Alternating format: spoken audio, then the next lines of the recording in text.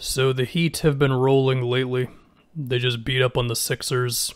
Some of it was zone defense, loading up on Embiid. Ben Simmons, for some reason, couldn't do much against Duncan Robinson. It was a weird game, but Miami just dominated the Sixers really last night. And they've won 4 in a row. They've won 7 of their last 8, something like that. They beat my Celtics 2 times in a row. And to me, the big thing is that they've finally just gotten some more pop on offense. Because really their defense has held them up this season, as Jimmy and Bam have done what they do. And lately, Dragic has just been better. Now, he's not all the way back to last season. He is still a little up and down. The shooting comes and goes, and I don't think he can just beat anybody off the dribble anymore. But there's a little bit more pop off the dribble now for him.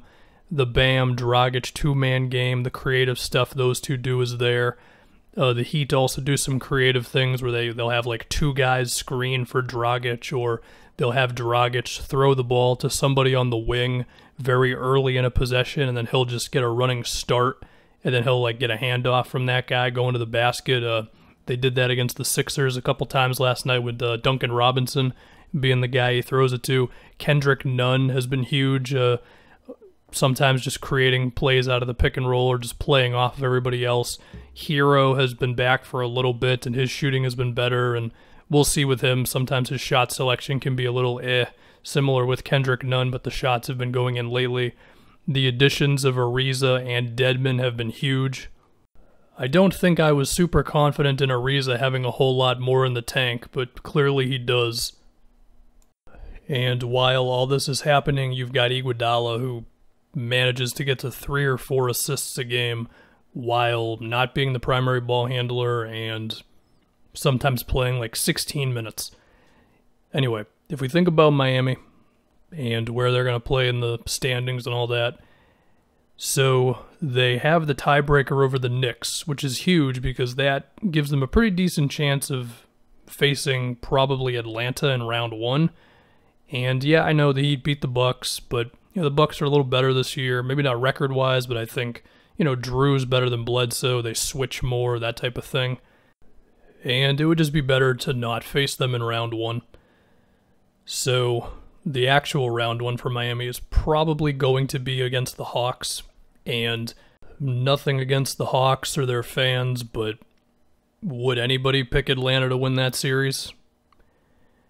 I think getting DeAndre Hunter back, which they have recently, he's played 2 games recently, could be big because he's one of the guys they have who you could put on Jimmy and he can match up size-wise.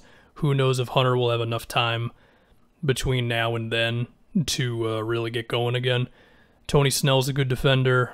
John Collins, size-wise, can match up, but I think he would have trouble guarding Miami with all the movement they've got in their offense. And, defensively, when I think about this, just the way that Miami can go into a zone and then go out of it possession to possession, they decide to switch everything, then out of nowhere they stop doing that. They start trapping the ball. Like, they're just so creative and they're so good at just flipping a switch in the defensive game plan. And I'm just not sure the Hawks would be able to score consistently enough. I mean, there's no way Miami is just going to give Trae Young those pull-up threes, and I think they would be better than most teams at stopping him from getting to the line 12 times a game or whatever. And on the other side of things, I mean, even as Atlanta has been better this season, it has not been because of their defense. Not that they've been horrible. I mean, Clint Capella's been very good, but it's because they score a lot of points. So anyway, I would pick Miami to win that series, and this is probably a spoiler for when that series ends up happening, but it's fine, whatever. If we think about the second round matchup, which would be against probably the Sixers, I mean, they've got the math on their side with winning the 1 seed, and I mean, you would imagine that Embiid is going to bring it a little bit more than he did in last night's game, but Miami, they use that zone and they bring a whole bunch of defenders on Embiid, and I think they're better equipped, especially in that zone, than other teams to make Ben Simmons just look really bad sometimes, where his lack of a jump shot just suddenly looks like really, really glaring. And it's not even just the lack of a jumper, but it's the lack of being willing to shoot. And not just from mid-range or from 3, but just in the post or just driving to the rim or using that random hook shot that he's got sometimes, or just being willing to draw enough contact where he's shooting a whole lot of free throws a game. I mean, Ben averages 5 free throws a game, but he has the length and athleticism to average double that at least. Now, that said, of course, Ben can guard Jimmy. Hopefully Doc would actually put him on Jimmy. And he's probably one of the few guys who could really slow down Butler one-on-one. Yeah, it's still going to take a team effort, but I think Simmons could have success there.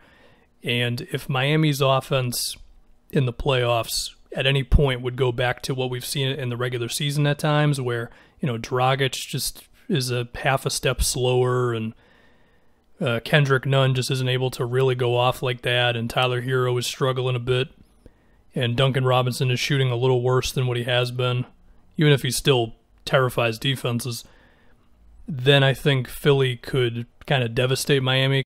Now, if Miami runs into the Nets, well, sorry, they're not going to win unless the Nets are not healthy, which, of course, we do not wish for. If the Nets have Kyrie, Harden, and KD, I think the only chance Miami would have is the Nets' defense would have to be insanely horrible. Even if they were just like normal bad, I still don't think Miami would have a chance. And now against the Bucks, I mean, everything I've said already about how the Bucks switch more and Holiday's better than Bledsoe, that's there. That said, they still have moments where they sort of freak out, where they're like, oh, do you want us to switch again in the same possession? The other thing, too, is I still want to see the Bucks offense look super fluid against a really good defense in the playoffs, because I don't know if we've really seen it yet. It seems like eventually their offense just gets a little too sluggish and gets a little too awkward, and it just ends up being Middleton ISO, Giannis ISO, that sort of thing. And, they've had Giannis set screens more. I mean, if I look at the numbers of Giannis pick and rolls, they don't suggest that he's screening more, but just from watching them, it seems like he is. I also feel like they've been going to Giannis at center a little bit more. Again, maybe the numbers don't back it up, but I feel like lately it's been a thing as I watch the Bucks. But again, I just want to see it. I just want to see Miami having these moments where they're busting out the zone and they're doing all the stuff that they do to frustrate teams and load up on star players and all that. And I just want to see the Bucks be like, no, we've got an answer for this. As far as what that specifically is, I don't know. I mean, it could just be get Giannis switched onto the weakest defender. But that's a big reason why Miami busts out the zone in the first place. Also, going to Giannis at center might not be as effective against Miami, because then he's matching up with Bam. So yeah, now again, the big thing is they do not want to fall to number 6. And the way to do that is just to match whatever the Knicks do over the last 2 games of the season, because they've got the tiebreaker over the Knicks. There's still a possibility they could actually overtake Atlanta for number 4. Even then, that series would still be the same thing. Miami would just get an extra home game. So yeah, man, Miami, they look good, and it seems like they're getting it together at the perfect time. My prediction would be they win the round 1 series, because again, the math as of right now suggests they're going to get the Hawks.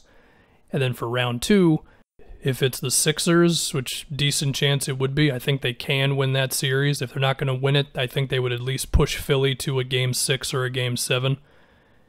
And if they manage to get by Philly then, and then it's the Bucks or the Nets, probably the Nets, I think they would lose. If it was the Bucks, well, then maybe Miami's going to another finals. I don't know. The Nets' health is still super important in all this, so yeah.